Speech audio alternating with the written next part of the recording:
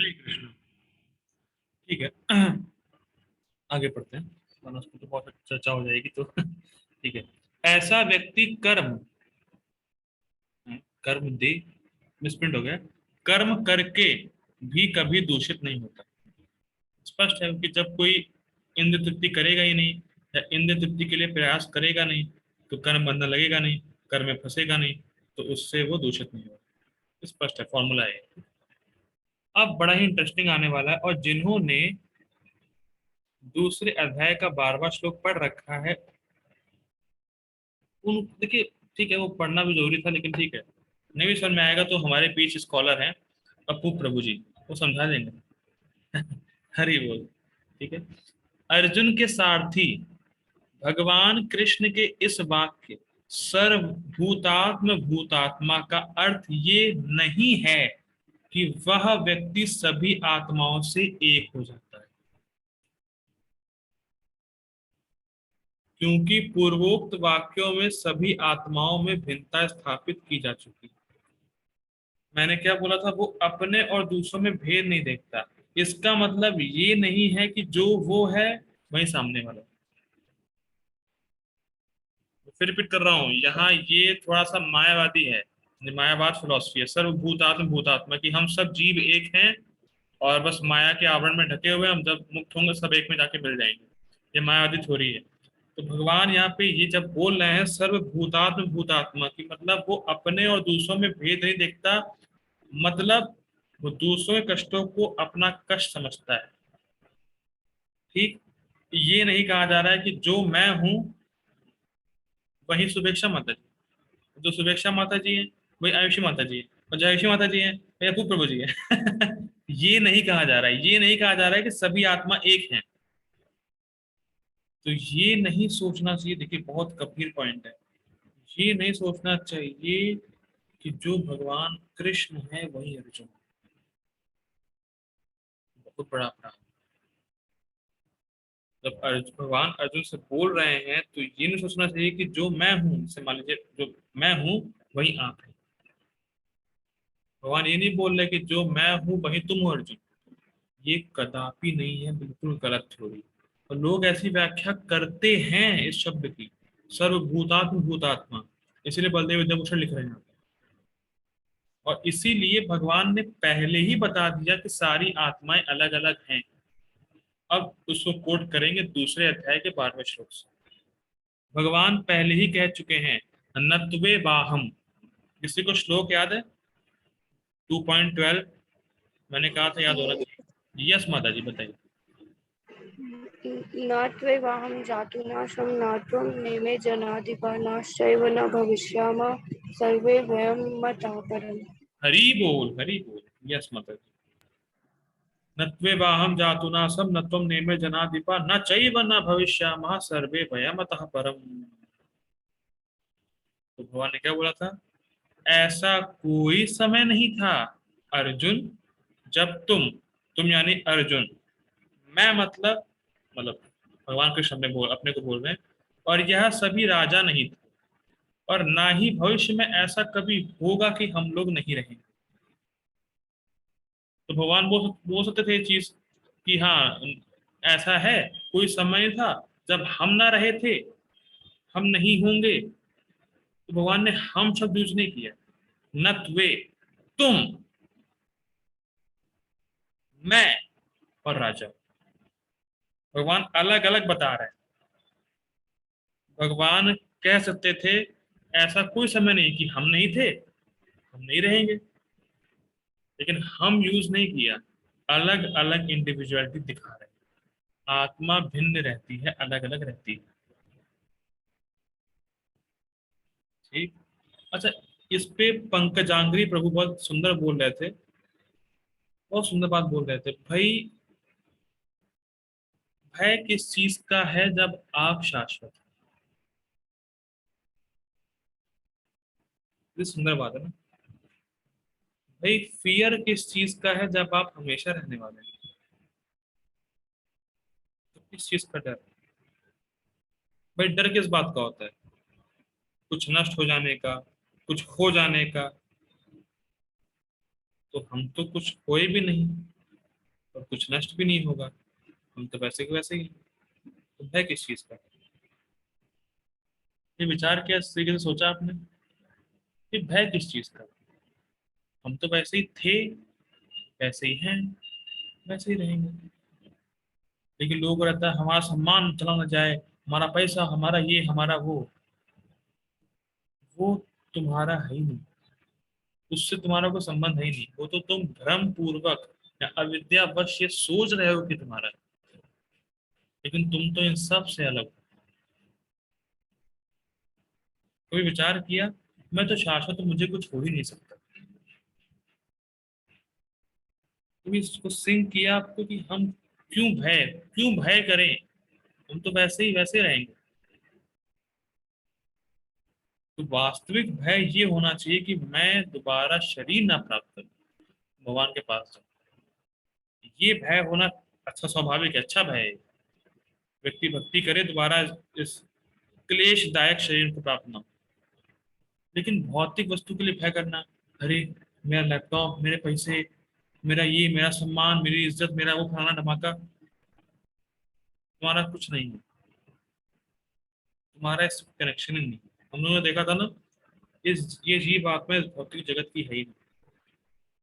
भाई बहुत simple example, मान लीजिए जेल में आपने बहुत पैसे कमाए, या जेल में आपने बहुत कुछ इकट्ठा किया, सम्मान, इज्जत, और अब आप जेल से बाहर निकले तो क्या उस इज्जत के बारे में सोचेंगे कि नहीं?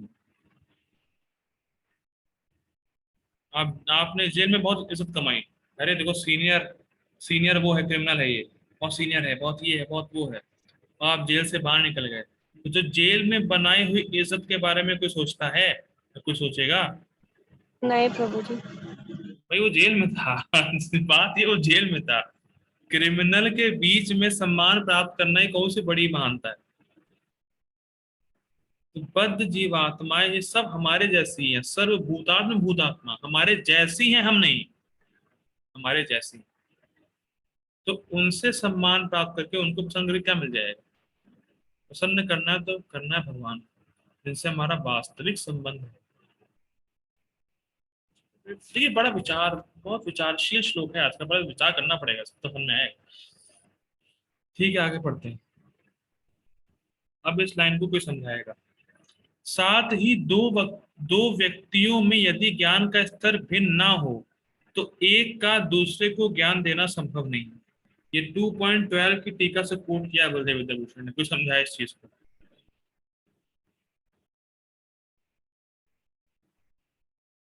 प्रभु जी, अगर ये कृष्ण और अर्जुन एक है तो एक का गुरु बनना और एक का शिष्य, ये ये व्यर्थ हो जाएगा। मतलब इसका कोई प्रयोजन नहीं रहेगा, ये फ्यूटाइल हो जाएगा। मतलब अंतर होगा तभी ना, एक गुरु बनेंगे और एक शिष्य। Yes, okay. हरे कृष्णा खुशबू माता जी।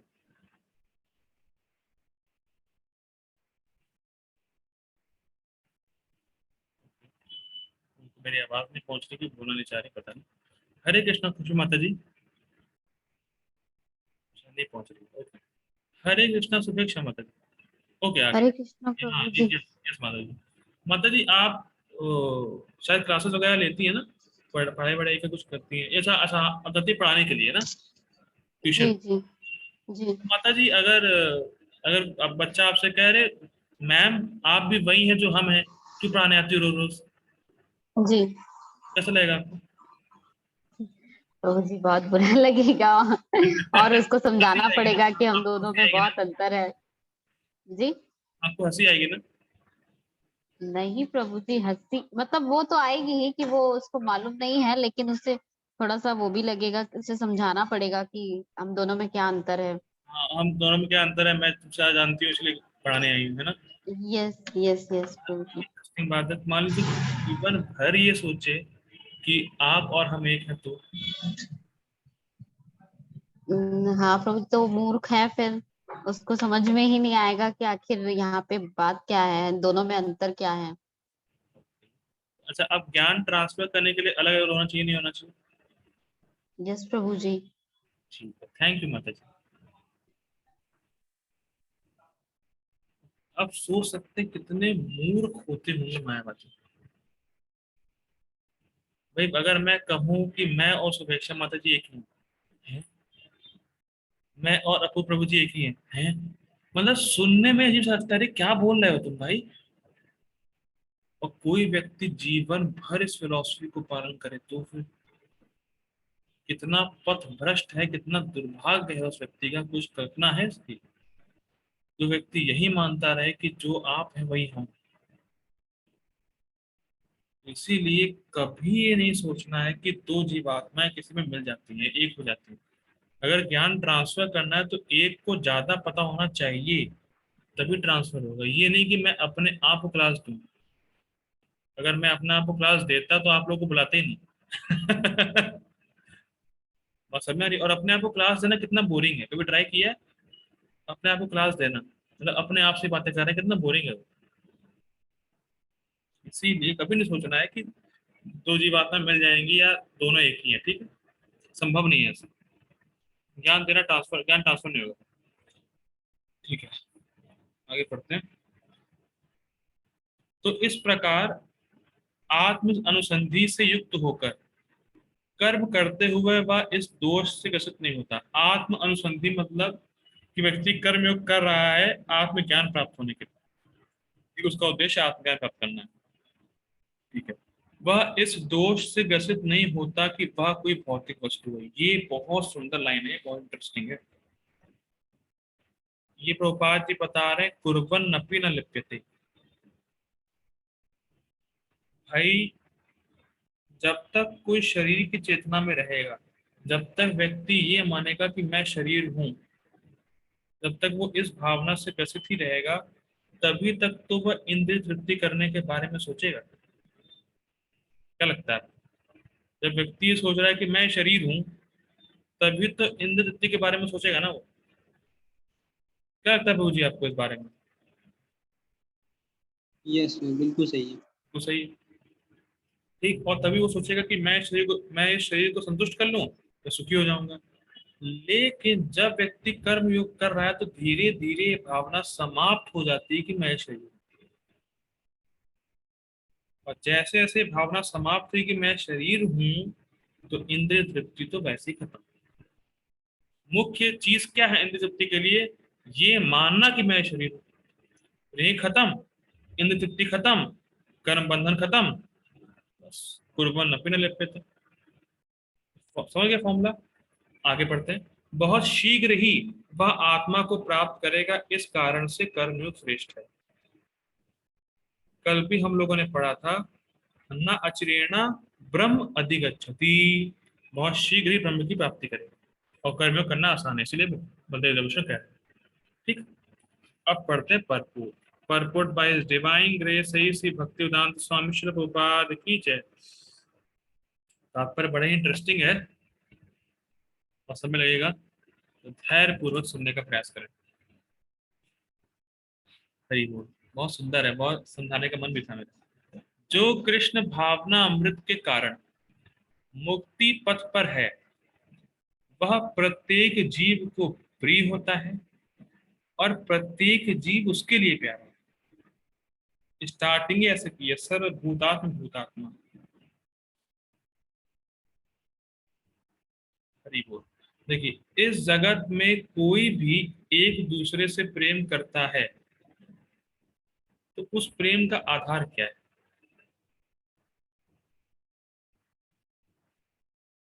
कोई भी इस जगत में कोई किसी लड़का लड़की से प्रेम कर रहा है, जो भौतिक रिलेशन है या भौतिक संबंध है जो प्रेम के, उसका आधार क्या है?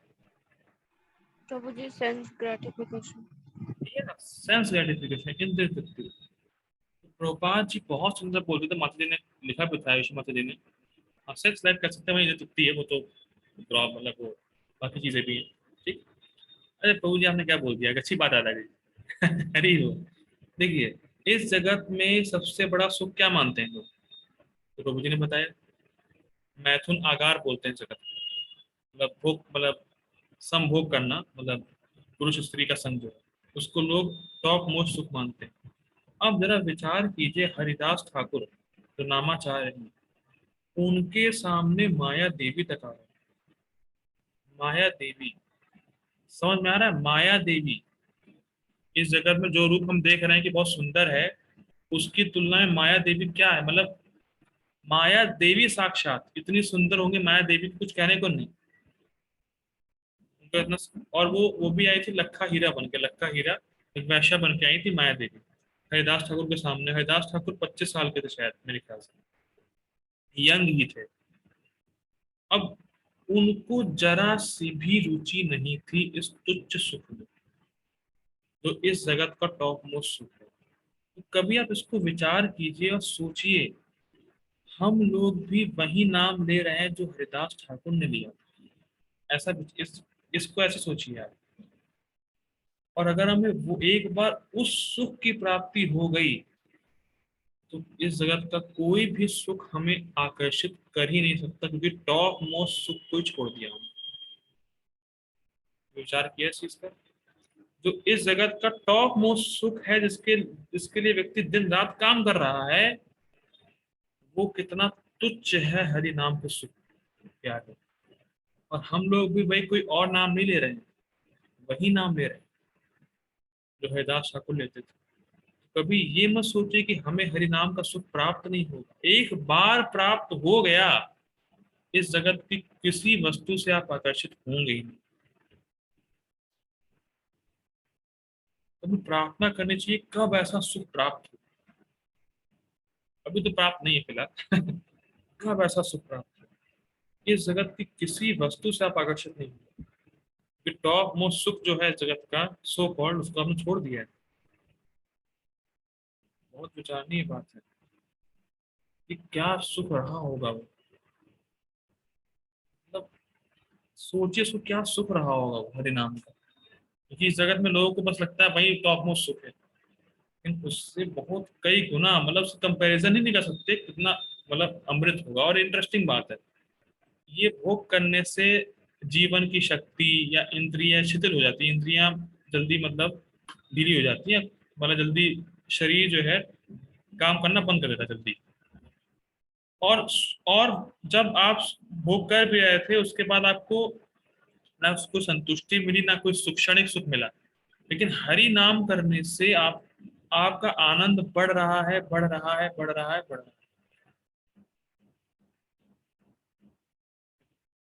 तो बस प्रार्थना ही कर सकते हैं हम कृष्ण से कि अपने हरिनाम में थोड़ी सी रुचि दे दें। जो हरिदास ठाकुर को सुख प्राप्त था, उसकी एक बूंद भी अगर मिल गई ना, जीवन सफल है, फिर और कुछ भी नहीं चाहिए। ये व्यक्ति दिन रात काम भी कर रहा है उस चीज के लिए। और जब एक बार हरि नाम का सुख प्राप्त हो गया, तो व्यक्ति सिर्फ हरि नाम ही करेगा, और कुछ करने का उसको मतलब दिल ही नहीं चाहेगा, ऐसा कह सकते हैं। और फिर मन जाएगा ही नहीं उसका। इसलिए वो ड्रिफ्ट हो गए, तो ने बोल दिया वो ड्रिफ्ट हो गए। तो क्या बात, हाँ बात ये थी कि भाई इस जगत में जो प्रेम का आधार है वो सेंस ग्रेटिफिकेशन। तो गोपाल जी बोलते थे बड़ा अच्छा, you scratch my back, I scratch your back. माता जी ने लिखा भी था, मैं आपकी पीठ तब तक स्क्रैच करूंगा जब तक आप मेरी करेंगे। इसका मतलब नहीं हुआ, तो जब तक आप मुझे इंद्रिय तृप्ति देंगे, तभी तक आप मेरे प्रिय हैं भैया, उसके बाद भाड़ में जाइए। कितने अमेजिंग स्टेटमेंट। जो भी आपका सो कॉल्ड संबंध है, जब तक इंद्रिय तृप्ति भैया दे रहे हो तब तक तो रहो, जहां नहीं दे पाए भाड़ में जाओ। क्या मतलब? और क्या आपके साथ ऐसा अनुभव है? क्या आपने ऐसा होता हुआ देखा है? ये बताइए बस, हाँ ना बताइए, वो तो नहीं पूछेंगे। यस प्रभु जी। कितना यस प्रभु। इतना अमेजिंग अमेजिंग लगता है कि जब तक व्यक्ति इंद्रिय तृप्ति दे रहा है, तब तक तो इतना वो प्रिय रहेगा, कल्पना नहीं है उसकी। अरे हाँ ये मेरा भाई है, अरे तुम तो मेरा भाई है रे। और जहां इंद्रिय तृप्ति में बाधा, तो ऐसा भूलता है, ऐसा मतलब ठोकर मारता है कि मतलब आदमी हिल जाता है ये तो मैंने साक्षात देखा है कि एक, क्या बताऊं, एक व्यक्ति थे, उनके एक व्यक्ति था, उनका एक बेटा था। तो उस बेटे से चाह रहे थे वो कि ये भाई ये जॉब करे, या मतलब ये काम करे, जो भी करे। और उस व्यक्ति ने, बस उस बेटे ने अपनी स्ट्रीम को चेंज कर दी, पापा की नहीं सुनी। तो पापा अपने बेटे को गाली तक देने को तैयार हैं। और क्या लेंगे बताइए। तो देख के मतलब हिल जाने वाली चीज रहती है कि मतलब इस जगत में जब तक व्यक्ति ने तृप्ति दे रहा है तब तक ठीक है, वरना उसके बाद अब क्या भगवान ऐसे हैं? भगवान ऐसे बिल्कुल भी नहीं। भगवान क्या छोटी छोटी सेवा करेंगे, भगवान अपने को देने को तैयार है। बहुत विचार एक बुद्धिमान व्यक्ति को समझना चाहिए कि किसकी सेवा करनी चाहिए वास्तविक। मैं नहीं कह रहा हूँ घर बार छोड़ दे, लेकिन घर पे भी ध्यान रखें, लेकिन मुख्य काम ना भूलें, मुख्य उद्देश्य ना भूलें भगवान की सेवा करना। और देखिए बहुत कुछ बोलने को है, मुझे लगता है आज पूरा हो पाएगा। ठीक है, देखिए प्रभुपाद जी एक जगह बोलते हैं, परपोर्ट में बोलते हैं शायद अपने भागवतम के, कि जितने भी पॉलिटिशियन हैं वो लोगों से क्या प्रॉमिस करते हैं कि मैं आपकी इंद्र तृप्ति, मैं आपको इंद्र तृप्ति दूंगा, मैं ये दूंगा, मैं वो दूंगा, इससे आप भोग कर सके। और तो इंद्र तृप्ति देने का वादा करते हैं कि हम आपको बहुत कुछ फैसिलिटी देंगे, ये करा देंगे, वो करा देंगे। अब सोचिए, बहुत गंभीर पॉइंट इसको कैच करिएगा, और इसी वजह से समाज में प्रॉब्लम है। इसको बहुत सुंदर गोपाल जी पॉइंट लेकर आए, देखिए। अब सोचिए कि जो व्यक्ति आपको इंद्रिय तृप्ति देता है वो आपके साथ वास्तव में कर क्या रहा है, आपको दुख दे रहा है। जो भी व्यक्ति आपको इंद्रिय तृप्ति प्रोवाइड करा रहा है वो वास्तव में आपको दुख दे रहा है। हम जानते हैं यही संपर्क जाप होगा, दुख योनि या एवते, इंद्रिय तृप्ति से दुख का निर्माण होता है। और जब हम दुखी होंगे तो उसी व्यक्ति से जिसने हमें इंद्रिय तृप्ति दी है उससे हम असंतुष्ट हो जाएंगे। इसको थोड़ा रुक के समझिएगा। जो व्यक्ति किसी को इंद्रिय तृप्ति दे रहा है वो वास्तव में उसको दुख दे रहा है। जब वो व्यक्ति दुख हो गया इंद्रिय तृप्ति प्राप्त करके, तो वो उसी व्यक्ति से असंतुष्टि फील करेगा जिसने उसको इंद्रिय तृप्ति का प्रॉमिस किया था। और हम पहले क्या सोचे कि इंद्रिय तृप्ति करके हम संतुष्ट हो जाएंगे, इसीलिए हमने उस व्यक्ति से प्रेम किया। लेकिन इंद्रिय तृप्ति का प्रभाव क्या है कि ये दुख देता ही है, तो स्पष्ट है। तो उस व्यक्ति से फिर हम सोचेंगे कि अरे ये व्यक्ति, उस व्यक्ति से दुखी हो जाएंगे, ऐसा कह सकते हैं। अरे यार ये कब तक झेलना पड़ेगा इसको। इसको थोड़ा ठहर के सोचिएगा। भाई शादी से पहले लड़का लड़की, oh you are mine and I am yours, मतलब जो भी रहता है थोड़ा बहुत। और फिर कुछ समय बीतने के बाद कोर्ट में खड़े रहते हैं डाइवोर्स के लिए। क्यों? इंद्रिय तृप्ति दे रहा था व्यक्ति, दोनों दे रहे थे दूसरे को, लेकिन इंद्रिय तृप्ति से दुखी दे रहे थे और दोनों एक दूसरे से असंतुष्ट हो गए, अलग। यही है, जितना हम किसी को इंद्रिय तृप्ति देंगे हम उसके दुख का निर्माण ही कर रहे हैं। और वो व्यक्ति आखिरी में हमसे असंतुष्ट होगा और क्या बोलेगा जानते हैं? तुमने आज तक मेरे लिए किया क्या है? क्या ये स्टेटमेंट सुनने का मौका मिला है आप लोगों में से किसी को? या सुनते हुए सुना है, मतलब बोलते हुए सुना है किसी को? तुमने आज तक मेरे लिए किया क्या है? क्योंकि आज बहुत आई आई ओपनर क्लास है। अगर अच्छी नहीं भी लग रही, लेकिन सत्य तो ये है। तुमने मेरे लिए किया क्या है आज तक? भले ही व्यक्ति सब कुछ कर दे उसके लिए, लेकिन फिर भी तुमने मेरे लिए किया क्या है? तो देखिए बहुत गंभीर पॉइंट है। तो जब अगर आपको इंद्रिय तृप्ति नहीं देनी, ये दुख का निर्माण करेगा, तो आपको देना क्या है? ये बहुत गंभीर पॉइंट है। और वो जो व्यक्ति है जिसको सब प्रिय हैं और सब उसको प्रिय हैं, वो क्या देता है व्यक्ति को? तो क्या मुख्य पॉइंट जिसकी वजह से ये दोनों केस आए हैं?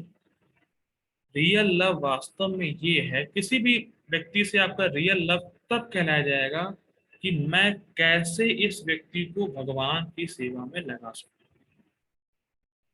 ये है आपका उससे सच्चा प्रेम, रियल लव।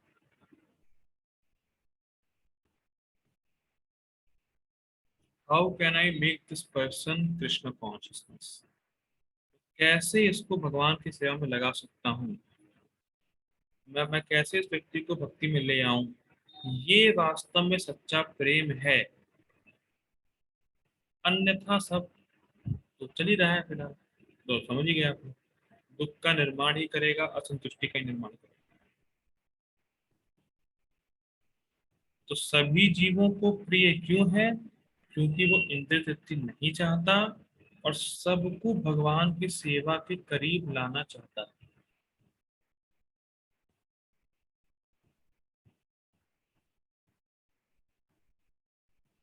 बहुत विचार करने की बात है।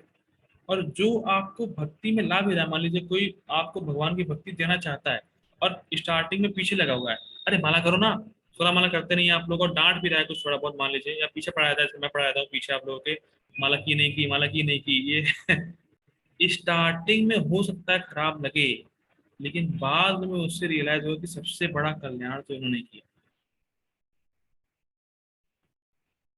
फिर रिपीट कर रहा हूँ, रियल सच्चा प्रेम वो है जब आप किसी व्यक्ति को भगवान की सेवा में लगाएं।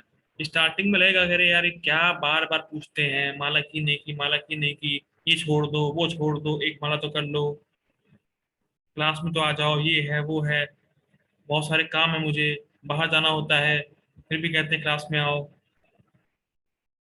ये सब खराब लग सकता है, लेकिन वास्तविक प्रेम तो यही है। और आगे ये आप लोगों को खुद रियलाइज होगा कि सच्चे सबसे बड़ा कल्याण तो इस चीज का हो, सबसे बड़ी चीज, सबसे बड़ी अच्छी चीज तो मेरे जीवन में ये हुई कि मैं भक्ति में आ गया, तो भक्ति में आ गई। इसका उदाहरण क्या है, मृगारी। मृगारी जानते होंगे सब लोग, मृगारी नारद मुनि कहानी। तो नारद मुनि आए, मृगारी को नाम दिया कि तुम नाम जप करो, और उसके बाद उसमें कितना परिवर्तन हुआ और उसको कितना सुखी से, मतलब कितना, मतलब सुख से उसने अपने जीवन काट दिया। तो मृगारी को स्टार्टिंग में खराब लगा होगा, देखो मेरी इंद्र तृप्ति बाधा बन रहे हैं, मुझे टोक रहे हैं कि ये क्या कर रहा हूँ मैं। स्टार्टिंग में खराब लगा होगा मृगारी को कि मुझे जानवरों को काटने से रोक रहे हैं, जानवरों को मारने से रोक रहे हैं। लेकिन जब वो नाम करता रहा और उसमें परिवर्तन आया, तब उसको समझ में आया, और तब वो एक चींटी को भी मारने को तैयार नहीं था।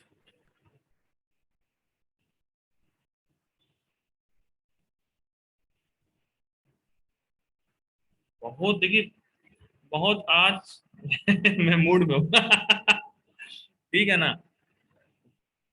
वास्तविक कल्याण यही है कि जब आप किसी को भक्ति में ला रहे हैं, क्यों, क्योंकि साधु इंद्रिय तृप्ति चाहता नहीं है, इसीलिए वो किसी को इंद्रिय तृप्ति देता नहीं, इसीलिए सब उसको प्रिय है और सबका वो प्रिय है। ये है सर्वभूतात्म भूतात्मा। अब मेरे ख्याल से क्लियर हो गया होगा। अब मैं पढ़ता हुआ निकल जाऊंगा पर, ठीक है, आप लोग ध्यान सुनिएगा। अब ये क्यों हो रहा है, सब क्यों व्यक्ति कर रहा है, क्योंकि यह कृष्ण भावना के कारण होता है। ठीक है? ऐसा व्यक्ति किसी भी जीव को कृष्ण के पृथक नहीं सोच पाता। जिस प्रकार वृक्ष की पत्तियां तथा टहनियां वृक्ष से भिन्न नहीं होती, वह भली भांति जानता है कि वृक्ष की पत्तियां तथा टहनियां वृक्ष से भिन्न नहीं होती। दो बार आगे, वह भली भांति जानता है कि वृक्ष की जड़ में डाला गया जल समस्त पत्तियों तथा टहनियों में फैल जाता है, अथवा आमाशय को भोजन देने से, आमाशय मतलब पेट, आमाशय को भोजन देने से शक्ति स्वतः पूरे शरीर में फैल जाती है। बड़ा स्पष्ट है कि भाई वो देख रहा है कि सारे जीव भगवान के अंश हैं, और अगर मैंने अगर मैंने भगवान को संतुष्ट किया, तो सारे जीव तो अपने आप ही संतुष्ट हो जाएंगे। अगर मैंने जड़ में पानी डाला, तो पानी अपने आप वृक्ष वगैरह, मतलब पत्तियां वगैरह सब पहुंच जाएगा, और मैंने अगर डाला पेट में भोजन, तो अपने आप ही हाथ वगैरह को पहुंच जाएगा। तो इसीलिए सारे जीव कृष्ण के अंश है, अगर मैं कृष्ण को संतुष्ट करूंगा तो सारे जीव अपने आप संतुष्ट हो जाएंगे। या अगर मैं किसी जीव को कृष्ण की संतुष्टि में लगाऊंगा, तो वो जीव अपने आप संतुष्ट हो जाएगा। इसको कैच कर रहे हैं, इंद्र तृप्ति करेगा, असंतुष्ट रहेगा, भगवान को संतुष्ट करने का प्रयास करेगा, तो ऐसा है जैसे आप पेट को भोजन दे रहे हैं, तो अपने आप ही उसको संतुष्टि का अनुभव हो जाएगा। इतना बताया जा रहा है इसका। ठीक। आगे पढ़ते हैं। क्योंकि कृष्ण भावना अमृत में कर्म करने वाला, बहुत नाइन, क्योंकि कृष्ण भावना अमृत में कर्म करने वाला सबों का दास होता है, अतः अतः वह हर एक को प्रिय होता है। बहुत सुंदर। क्या आप इस लेवल पे पहुंचे हैं कि मैं सबों का दास हूं? यार हमारा ऐसा लेवल तो नहीं है। हम सोचते हैं कि अरे अब भक्ति में नया नया आया है, ये मेरा दास है। सुंदर है। भक्ति में कोई नया नया आया है, हाँ एक एक हफ्ता हुआ है, दास है मेरा, मैं जो बोलूंगा करेगा वो। लेकिन कृष्ण भावन में कर्म करने वाला व्यक्ति सबों का दास है, जो भक्त नहीं है उसका भी दास, दासों का दास। उस दासों का दास कैसे? मैं इनको भगवान की सेवा में लगाऊंगा, मैं ये सेवा करूंगा उसकी। बहुत हाई लेवल है ये। मैं किसी भी जीव की सेवा कर सकता हूँ उसको भगवान की भक्ति देकर, इसीलिए I am every one servant. मैं सबका दास हूँ और मैं उनकी सेवा करूंगा उनको भक्ति देकर। अब बहुत सिंपल समझिए, प्रभुपाद जी जब वृंदावन में थे तो उनको क्या क्या अमेजिंग रियलाइजेशन थे। वो रूप गोस्वामी से बात करते थे, लेकिन फिर भी वो सब कुछ छोड़ के पाश्चात्य देश गए, किसके लिए? जिसको वो जानते भी नहीं थे, ना कोई संबंध था, और ना ये पता था कि कैसा वो लोग बिहेवियर करेंगे। क्यों? क्योंकि वो जानते थे कि मैं सबका दास हूं और मुझे उनको भगवान की सेवा में लगाना है। बात हजम हो रही? सबसे बड़ा जो चीज है आप कर सकते हैं किसी के साथ भी, उसको भक्ति में ला सकते हैं, और वो उसकी सेवा होगी, उस व्यक्ति की सेवा। बहुत कुछ बोलने को है, तो आप लोग विचार करिएगा सर, मैं ज्यादा टाइम नहीं लूंगा, ठीक है? बहुत कुछ बोलने को है। चूंकि प्रत्येक व्यक्ति उसके कर्म से प्रसन्न रहता है, अतः उसकी चेतना शुद्ध रहती है। ये इंटरेस्टिंग है। अगर हम किसी को भी दुख देते हैं, सुनिएगा ध्यान से, अगर हम किसी को भी दुख देते हैं तो हमारा चित्त नीचे गिरता है, हमारा चित्त दूषित होता है। रिपीट कर रहा हूँ, जितना हम दूसरों को दुख देंगे हमारा चित्त उतना ही दूषित होगा, उतना ही नीचे गिरेगा। जैसे जो लोग नॉनवेज वगैरह खाते हैं, उनमें दया कम हो जाती है, तो भागवत में लिखा हुआ, उनको किसी पर दया नहीं आती, उनकी चेतना जड़ हो जाती है, उनकी चेतना गिर जाती है। हमारे दूसरे किसी को अगर हम दुख दे रहे हैं तो हम खुद अपना नुकसान कर रहे हैं, कि हमारी चेतना और डल हो रही है और मतलब गिर रही नीचे की तरफ। तो विचार करिए जरा, एक सुंदर माहौल को, सुंदर एनवायरनमेंट को, जहाँ पे हर व्यक्ति कृष्ण की सेवा करना चाहता है, किसी को दुख नहीं देना चाहता है। ऐसे एनवायरनमेंट की आप कल्पना कीजिए। पर टेम्पल तो है ही, इस्कॉन टेम्पल, लेकिन ऐसा अगर पूरा जगत ऐसा हो तो,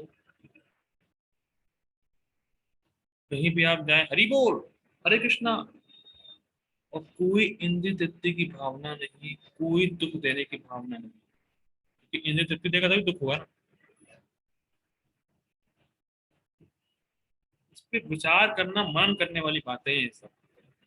पढ़ के तो ठीक है समझ जाएंगे, लेकिन विचार करेंगे तो हिल जाएंगे। जहाँ हर व्यक्ति कृष्ण की सेवा में लगा, कोई दुख नहीं है। वैकुंठ, हाँ वैकुंठ ही बन जाए, करेक्ट, नहीं वैकुंठ है। बहुत अमेजिंग, और ऐसी चेतना वहां रहती है भगवान के धाम में। ठीक है आगे बढ़ते हैं। ओके। हाँ, चूंकि उसकी चेतना शुद्ध रहती है, अतः उसका मन पूर्णतया नियंत्रण में रहता है। ठीक है, मन के नियंत्रण होने से उसकी इंद्रियां संयमित रहती हैं। ये तो बड़ा स्पष्ट है कि भाई मन के पीछे इंद्रियां होती हैं, तो स्पष्ट है। भाई अगर मान लीजिए आपका मन यहाँ क्लास में नहीं है, तो आपकी इंद्रियां होते हुए भी आप सुनेंगे नहीं। इसको स्पष्ट मैंने बताया था तीसरे अध्याय में। तो अगर आपका मन यहाँ नहीं है, आप फिजिकली प्रेजेंट है और मन आपका यहाँ नहीं क्लास में, तो आप सुनते हुए भी नहीं सुनेंगे। कान होंगे आपके, लेकिन मैंने क्या बोला आप सुन नहीं पाएंगे। क्या ये अनुभव होता है सुपेक्षा माता जी आपको?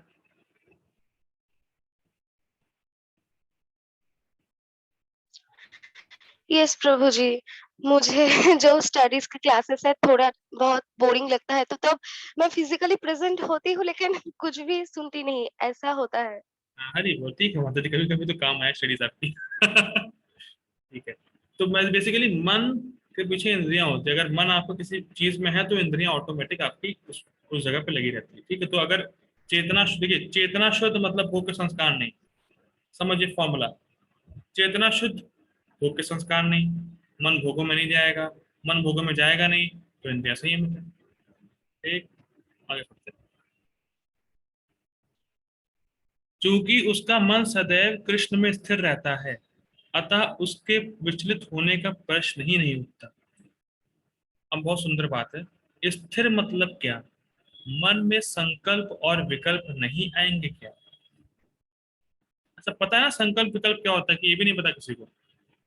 नहीं पता तो पूछ सकते हैं, मैं पूछता हूँ फिर। हरे कृष्णा प्रभु जी, संकल्प और विकल्प क्या होता है?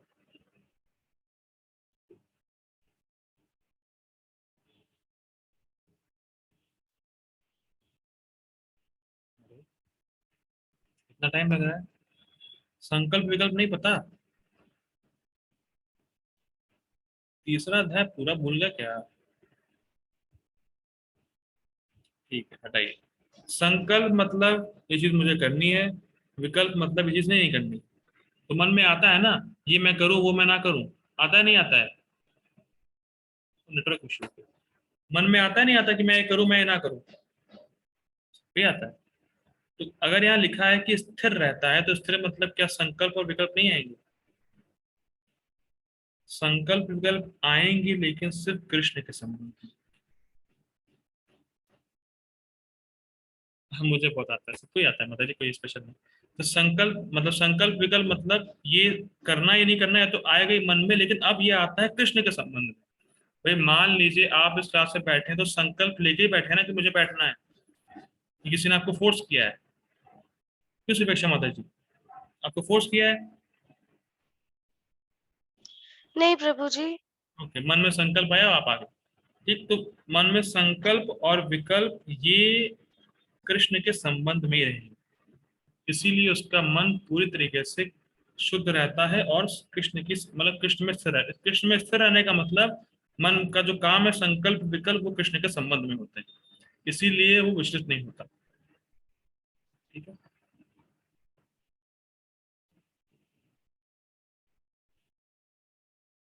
ओके, ऐसा करते हैं, मैं मीटिंग एंड कर रहा हूँ। I request all to join again. थोड़ा सा रह गया है तो थोड़ा सा और साइन कर लीजिए, आ जाइए। हरे कृष्णा।